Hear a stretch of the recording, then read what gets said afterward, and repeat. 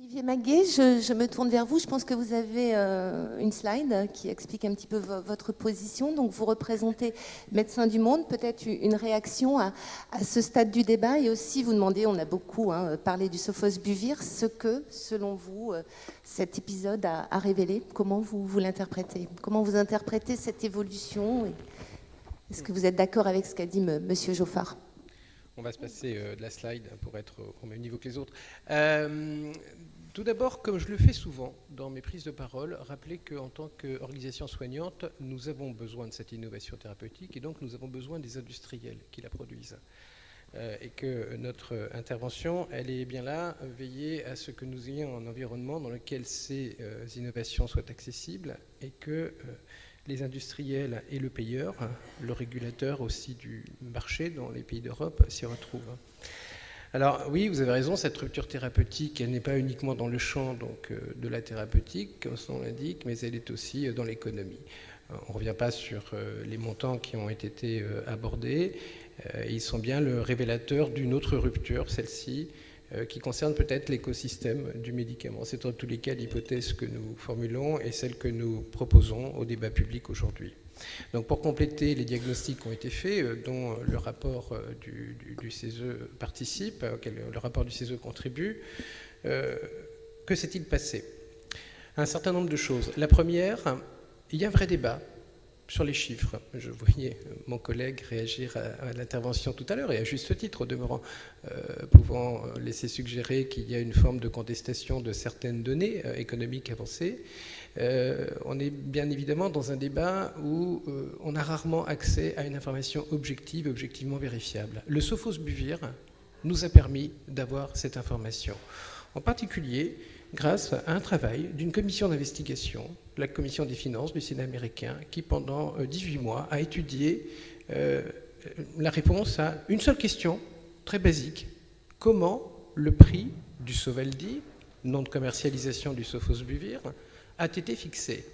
Et l'avantage de nos parlementaires américains, désolé, même si je suis au CESE, je ne peux pas m'empêcher de le dire, ils ont beaucoup plus de poids que nos parlementaires français lorsqu'ils décident de mener une investigation, en particulier celui de lever le secret des affaires. Non, j'en ai pas besoin.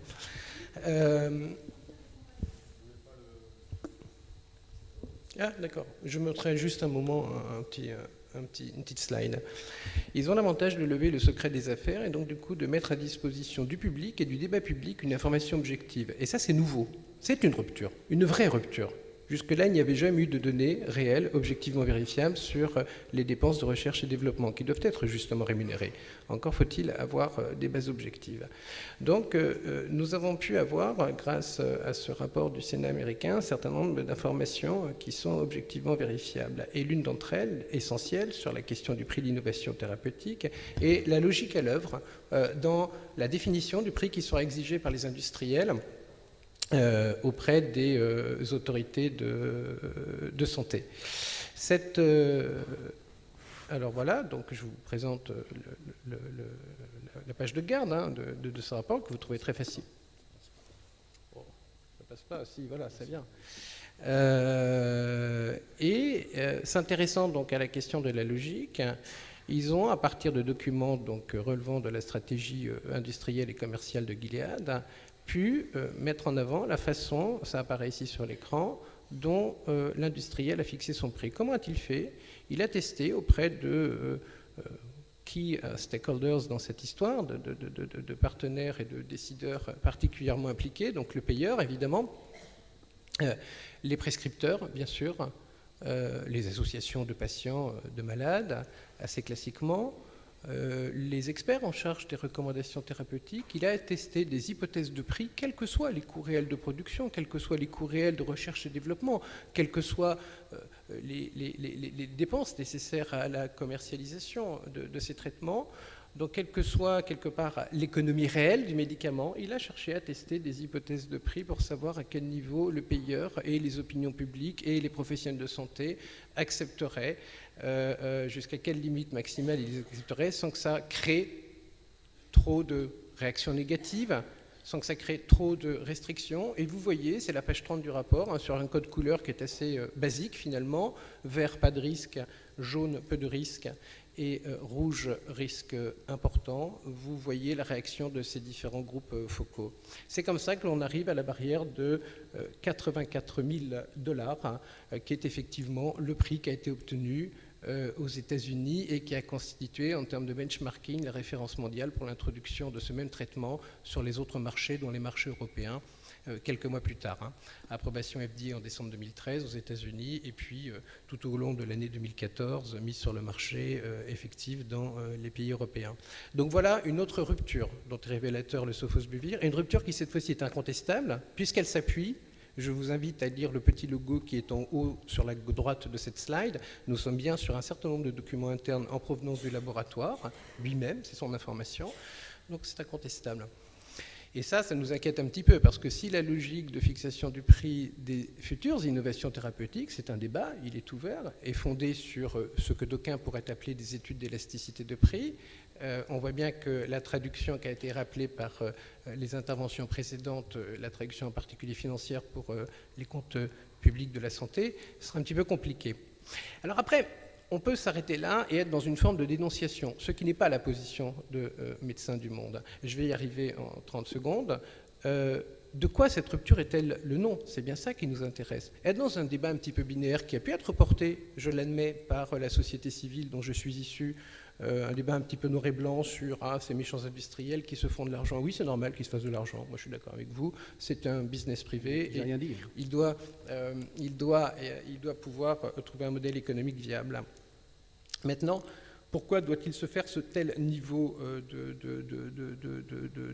revenus, de ressources, puisqu'avec cette affaire-là, on est passé d'un taux moyen de marge nette de 25% dans le secteur pharmaceutique, qui est celui qui est un petit peu convenu et retrouvé, à un taux de marge nette de 50% avec la commercialisation de ces médicaments. Donc on a manifestement franchi notre rupture.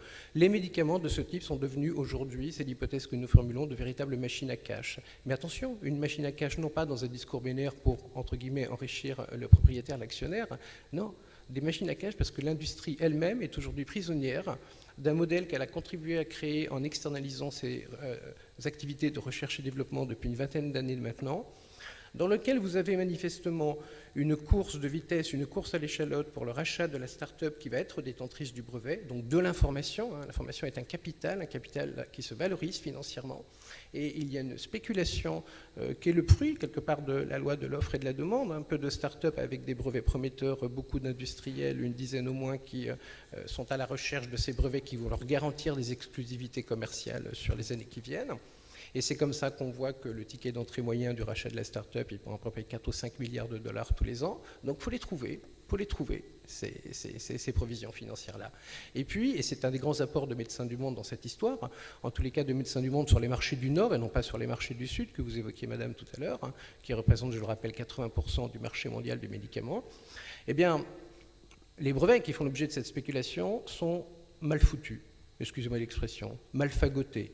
Ils sont déposés de plus en plus rapidement, et c'est bien légitime, puisqu'il y a une course de vitesse entre les start-up elles-mêmes pour pouvoir obtenir ce précieux sésame, je reprends un terme que l'on retrouve régulièrement dans certaines publications, et de fait c'est un sésame, ce précieux sésame qui va garantir la valorisation financière.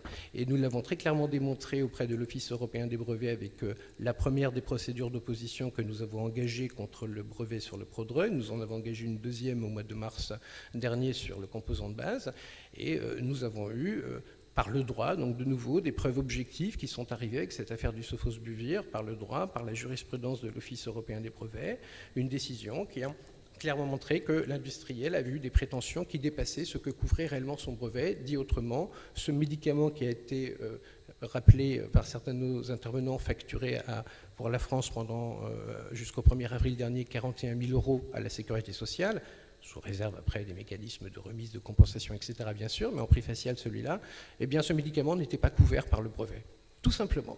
Donc nous sommes, et ce sera ma conclusion, dans une histoire où il faut dégager des marges financières pour racheter des start-up, mais aussi payer du contentieux juridique lié à des brevets mal fagotés. Parce que nous, Médecins du Monde, nous sommes gentils, donc nous ne demandons pas de dommages et intérêts, et nous n'avons pas à en demander parce que nous ne sommes pas propriétaires de brevets. En revanche, ces mêmes contentieux existent entre les industriels. élément objectif de nouveau. Gilead était sur un contentieux avec Merck et qui s'est traduit par un jugement de première instance le 15 décembre dernier dans un tribunal fédéral aux États-Unis sur un contentieux d'infraction à la propriété intellectuelle sur le sofosbuvir. Gilead a été condamné à 2,5 milliards d'amendes de pénalité en première instance. Il a fait appel, il risque peut-être 8 milliards. Je vous renvoie sur le rapport annuel soumis à la Stock Exchange Commission de Gilead qui prévoit ce risque potentiel. Donc à la fin, vous ajoutez les provisions à constituer pour les prochaines opérations d'acquisition de capital, donc de start-up pour avoir des brevets, plus le contentieux généré par ces brevets, eh bien vous êtes dans le modèle économique qui semble être celui de l'innovation thérapeutique. Quelque part, les industriels nous semblent un petit peu prisonniers. Parce qu'effectivement, il est difficile pour un industriel de renoncer à cet achat de start-up parce qu'il se prive, il le sait, des marchés de demain en ne prenant pas la possession d'un brevet. Donc voilà bien l'enjeu de cette question du modèle économique autour de l'innovation thérapeutique, au-delà de tout ce qui a déjà été partagé, au-delà de ce qui a été apporté par les différentes contributions dans le débat public. C'est bien celle-là qui nous inquiète et je conclus, je vous le promets. La demande, elle est donc du coup particulièrement dans les marchés d'Europe qui représentent 25% du marché mondial du médicament, dont la dépense sur l'innovation thérapeutique est assurée à 100% par la ressource publique, je parle bien des médicaments innovants, et bien que le régulateur du marché reprenne un petit peu plus la main et aide les industriels à sortir de cette logique délétère et dangereuse pour eux. Je vous renvoie sur notre fleuron national Sanofi, qui a quand même raté les dernières opérations de rachat de start-up ces derniers temps, et qui donc, de fait, se trouve dans une situation extrêmement délicate sur ses prochaines commercialisations dans les années à venir. Donc il faut aider les industriels.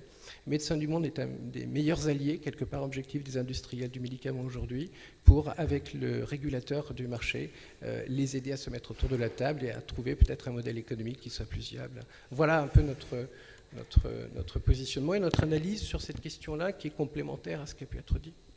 Merci beaucoup Olivier Maguet. Alors on reviendra peut-être dans le cadre du débat sur les solutions alternatives que vous proposez par ailleurs.